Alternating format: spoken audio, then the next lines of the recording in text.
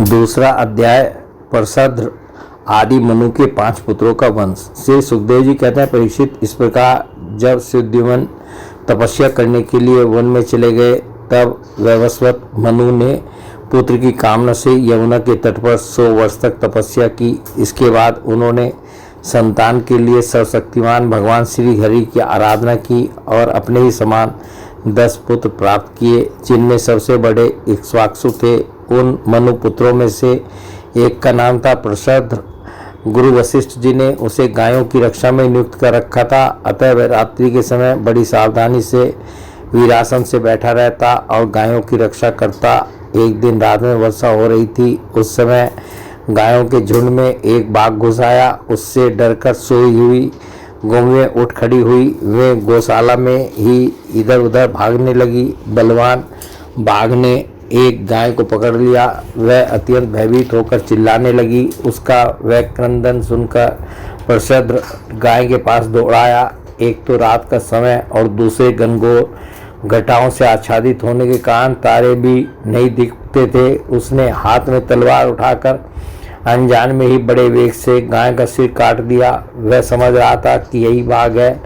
तलवार की नोक से बाघ का भी कान कट गया। वह अत्यंत भयभीत होकर रास्ते में खून गिराता हुआ वहां से निकल भागा। शत्रुदमन प्रसद्र ने यह समझा कि बाघ मर गया, परंतु रात बीतने पर उसने देखा कि मैंने तो गाय को ही मार डाला है। इससे उसे बड़ा दुख हुआ।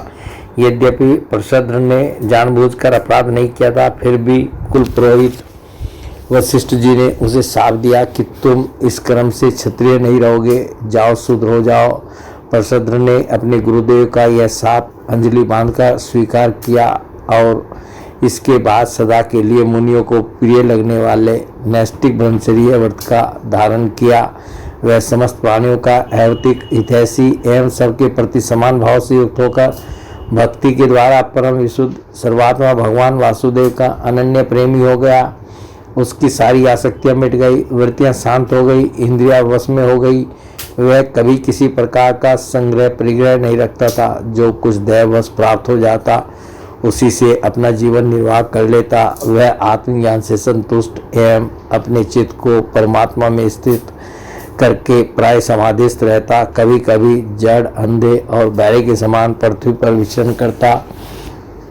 इस प्रकार का जीवन व्यतीत करता हुआ वह एक दिन वन में गया। वहां उसने देखा कि दावानल धधक रहा है। मननशील प्रसद्र अपनी इंद्रियों को उसी अग्नि में भस्म करके ब्रह्म परमात्मा को प्राप्त हो गया। मनु का सबसे छोटा पुत्र था। कवि विषयों में वह अत्यंत निष्प्रय था। वह राज्य छोड़कर अपने बंधुओं के साथ वन में चला गया और अपने हृदय में स्वयं प्रकाश परमात्मा को विराजमान कर किशोर अवस्था में ही परम पद को प्राप्त हो गया। मनु पुत्र करुष से कारुष नामक क्षत्रिय उत्पन्न हुए। वे बड़े ही ब्राह्मण भक्त, धर्म प्रेमी एवं उत्तरापथ के रक्षक थे। धृष्ट के धाष्ट्र नामक क्षत्रिय हुए।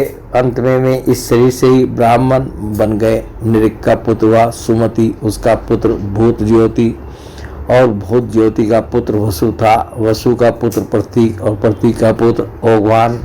ओघवान के पुत्र का नाम भी ओघवानी था। उनके एक ओघवती नाम की कन्या भी थी, जिसका विवाह सुदर्शन से हुआ। मनुपुत्र नरिष्यंत से चित्रसेन, उससे ऋच, ऋच से मीढ़वान, मीढ़वान से कुर्च और उससे इंद्रसेन की उत्पत्ति हुई। इंद्रसेन से वितिहोत्र, उससे सत्यसर्वा, सत्यसर्वा से उरुसर्वा और उससे देवदत्त की उत्पत्ति हुई। देवदत्त के अग्निवेश्य नामक पुत्र हुए, जो स्वयं अग्निदेवी थे।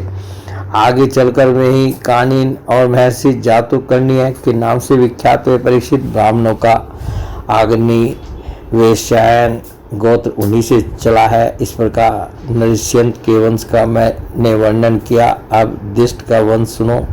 दिष्ट के पुत्र का नाम था नाभाग। यह उस नाभाग से अलग है जिसका मैं आगे वर्णन करूंगा। वह अपने कर्म के कारण वैश्य हो गया। उसका पुत्र हुआ भलंदन और उसका वत्स प्रीति। वत्स प्रीति का प्रांशु और प्रांशु का पुत्र हुआ परमति। परमति के खनित्र, खनित्र के चाक्षुष और उनके विविंसति हुए। विविंसति के पुत्र रम और रम के पुत्र खनि नेत्र दोनों ही परम धार्मिक हुए। उनके पुत्र करंधन और करंदम के अवीक्षित महाराज परीक्षित अवीक्षित के पुत्र मरुत चक्रवर्ती राजा हुए। उससे अंगिरा के पुत्र महायोगी संवर्त ऋषि ने यज्ञ कराया था। मरुत का यज्ञ जैसा हुआ वैसा और किसी का नहीं हुआ। उस यज्ञ के समस्त छोटे बड़े पात्र अति सुंदर एवं सोने के बने हुए थे। उस यज्ञ में इंद्र सोमपान करके मतवाले हो गए थे और दक्षिणाओं से ब्राह्मण तृप्त हो गए थे। उसमें प्रसने वाले थे मरुदगण और विश्वदेव सभासद थे। मरुद के पुत्र का नाम था दम, दम से राज्यवर्धन, उससे सुधीर्ति और सुधीर्ति से नर नामक पुत्र की उत्पत्ति हुई। नर से केवल, केवल से बंधुमान, बंधुमान से वेगवान, वेगवान से बंधु और बंधु से राजा। 3 बिंदु का जन्म हुआ। 3 बिंदु आदर्श गुणों के भंडार थे। अप्सराओं में श्रेष्ठ अलम्बुसा देवी ने उनको वरण किया, जिससे उनके कई पुत्र और इडविड़ा नाम की एक कन्या उत्पन्न हुई। मुनिवर विश्ववर ने अपने योगेश्वर पिता पुलस्त्य से उत्तम विद्या प्राप्त करके इडविड़ा के गर्भ से लोकपाल कुबेर को पुत्र रूप में उत्पन्न किया। महाराज 3 बिंदु के अपनी धर्मपत्नी से 3 पुत्र हुए, विशाल, शून्यबंधु और धूम्रकेतु। उनमें से राजा विशाल वंशधर हुए और उन्होंने वैशाली नाम की नगरी बसाई। विशाल से हेमचंद्र, हेमचंद्र से धूम्राक्ष, धूम्राक्ष से संयम और संयम से 2 पुत्र हुए, कृशासव और देवज। कृशासव के पुत्र का नाम था सोमदत्त। उसने अश्वमेध यज्ञों के द्वारा यज्ञपति भगवान की आराधना की और योगेश्वर संतों का आश्रय लेकर उत्तम गति प्राप्त की। सोमदत्त का पुत्र हुआ सुमति और सुमति से जन्मेजय। ये सब 3 बिंदु की कीर्ति को बढ़ाने वाले विशाल वंशी राजा हुए। बोलिए भगवान श्री कृष्ण की जय।